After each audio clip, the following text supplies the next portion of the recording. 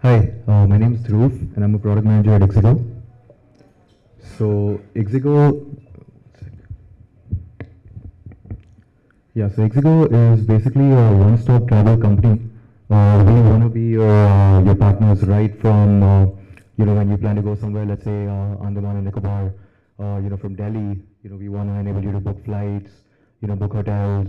Once you actually get there, we want you to take a cab to the hotel, and we also plan to integrate experiences in the hotel through our app. So we're basically a one-stop travel company, and we solve all your travel needs. So basically, what travel meant once. So as you can see, the person is really frustrated. There was a lot of calling, going on, calling multiple hotels to get the best rates. Running around to get the flight status and delays. It was really hard to find package deals, and there was confusion about multiple trips. So it was really hard to manage your trips. What we provide is way to book all these different book across these different platforms and also manage your trips. So we enable you to manage your PNR. Oh, sorry. Okay. Is this fine? Yeah. Okay. So we also help. Still too loud? Okay. So we also manage your trips, through, so we manage your PNRs and we send you push notifications when your flight is due. Um, and, we let you know about, special events happening in your hotel, things like that. So we're doing all of these cool things, as you can see. It's not a hassle anymore. So we leverage technology to provide these services, and we enable you to compare airlines, hotel chains to get the best price, book flight tickets and get flight status, see the best holiday package deals, and get restaurant information in over 500 plus cities. So yeah, so it's become a lot easier now through Ixigo. So how does the Ixigo app work? So you can basically download it from the Google Play Store or the iOS App Store, and you can start browsing for flight tickets, hotel bookings, get inspired by looking at our package deals.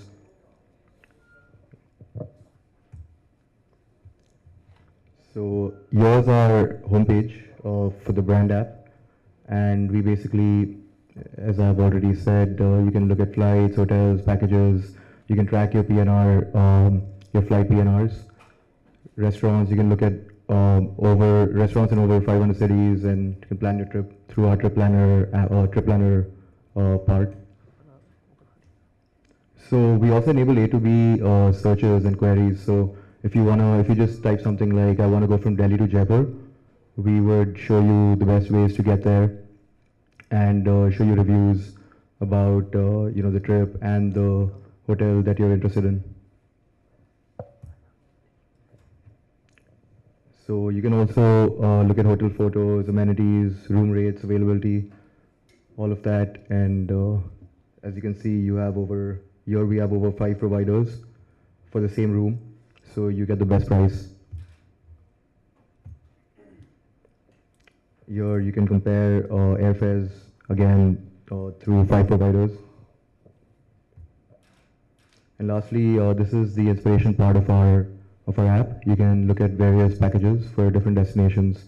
Like here you have Mauritius, you have Athens, Greece, and you can basically plan your entire trip. Okay, so that's it. And so does anyone take a guess at what Ixigo stands for? Anybody? Okay, it's basically go ahead. That's pretty close. Does anybody want to try based on it's great guess? Anybody else? Okay, so it's I explore, I go. So you're almost correct. Good stuff. Yeah. I'll avoid questions. Yeah. So I had a question actually a little beyond what you already showed us. I'm familiar with what you showed us, but there were a couple of interesting products that you guys launched. Yeah. One was the Ixigo Cab Yeah. app, and the other, which is very interesting, is the ability to predict waitlisted tickets. Absolutely. Yeah. So, So could you tell us about those, please? absolutely. So yes, we do have a cabs app and we have a train app also. So we can, the cabs app is basically an aggregator of different providers. So Uber, Ola, Taxi for Sure. We show you the best rates and the time when the cab is going to arrive. So this app is, so we've actually unbundled our apps, which means that, we have multiple apps for different functionalities. This app that I basically presented shows you flights, hotels information, and restaurants. The cabs app is only for cabs, and train is only for trains. So if you want train information, like PNR availability and PNR predictions, you can basically predict your chances of confirmation. If you're waitlisted, we show you that you have, let's say 75% chances of being confirmed. So that's something that is really useful for our users. But that's a different app. That's the train app.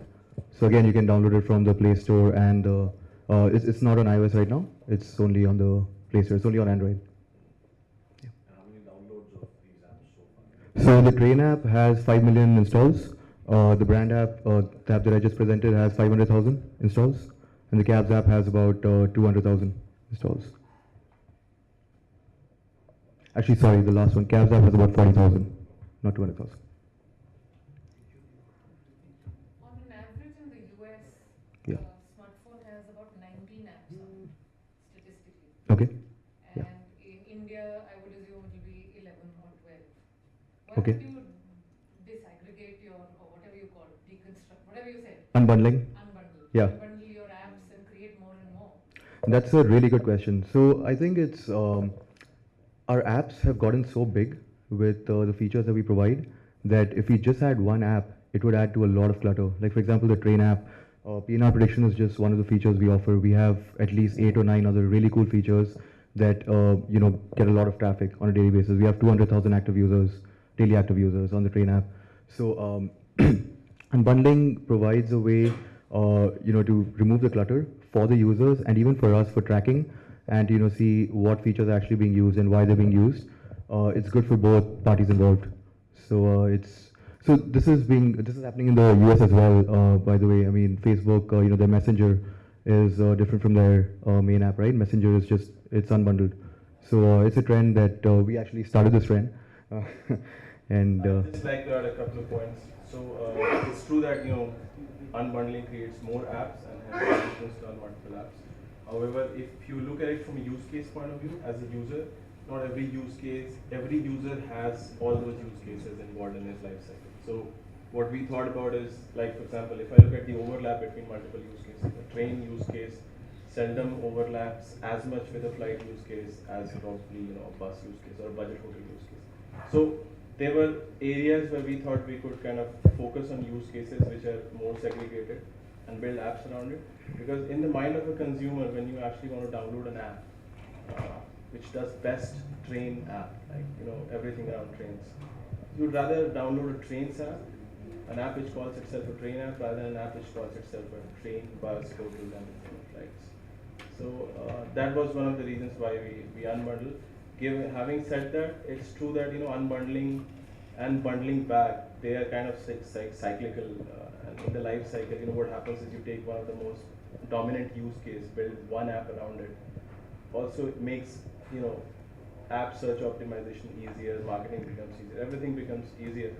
And then what happens is there's this snowball effect, like the app starts growing because people who get kind of hooked up to the app, then they want to have related features.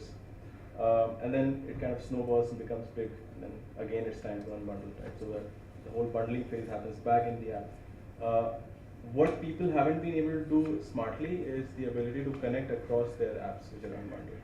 So, for example, in my case, if I have an app for train searches, and a user searches trains, and I know that for that particular search or use case, it's actually a classical use case where he needs to be upgraded to another kind of mode of transport. Like his distance was like more suited and his pricing was more suited for a flight upgrade or a bus.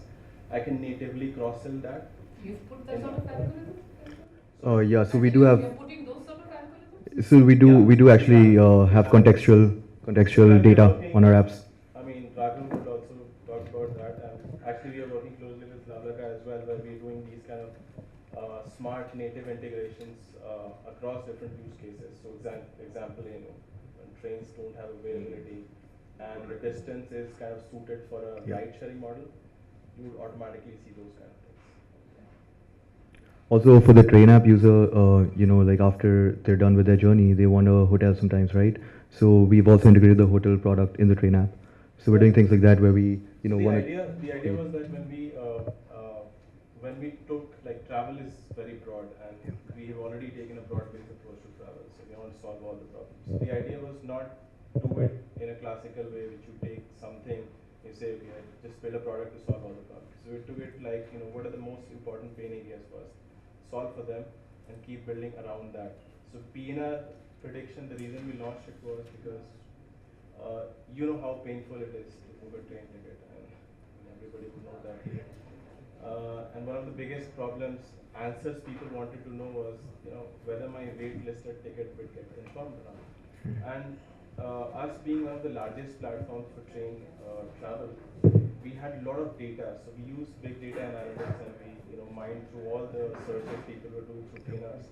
And with the help of machine learning, we built some algorithms which is now able to predict a waitlisted PNR by, I would say, almost 90% accuracy.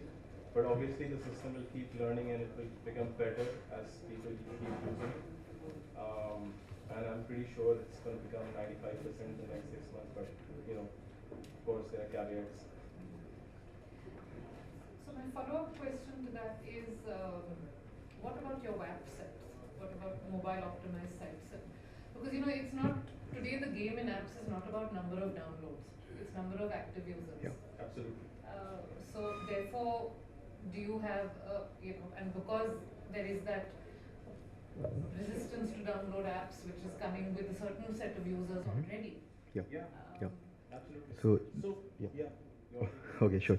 So that's a great question. And basically, we provide a lot of mobile-only features where, for example, on the train app, we have a station alarm feature. So, we alert you every time your station is close by. So a user can basically, put in their station, go to sleep, and we sound off an alarm when the station approaches. So, things like that. We're doing a lot of mobile-only features on, our... App only feature. Yeah, app only. Sorry, not mobile web. Yeah, exactly. So, for example, with the PNR status, you can check your flight PNR status. So that is, through push notifications and many other notifying, ways we basically inform a user, if the flight is delayed, things like that. So we're doing that. That's mobile app only. So because we can store the user's information on our app, and really give them valuable contextual information, at a point in time. That's why mobile app is. That's why they would want to install our mobile app, because you can't really get that through MWeb. There's also this thing about, I know Flipkart, Myntra, these guys are going really aggressive. They've shut down their mobile web app. Probably they'll shut down the web as well. Use that app, but I think it really depends on the use case. So there is a use case, and it could be a small closed loop where you say you just go on the internet, you're looking for something. It's a small search, you consume that little piece of information, you're done. That user will always be very reluctant to install an app which has got 20 other things. One of that use case was there, right? So that is one problem, right? So that's why in our case we've got plenty of use cases. Some of them are like really quick flip use cases where people would just come on a mobile, do a search, and for that matter even Google does a lot of that, and that's why their mobile web keeps improving. It's almost at par with their app actually in terms of user experience. And of course with I think devices becoming more powerful and browsers also becoming, and HTML5 becoming more and more predominant across platforms, it's kind of getting there. But of course the best experience would always be like what web was, which is everything was always on demand. You didn't have to download anything.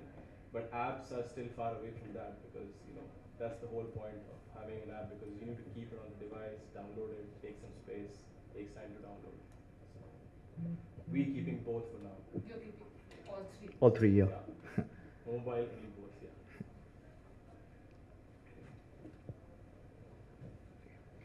Any further questions? Thanks.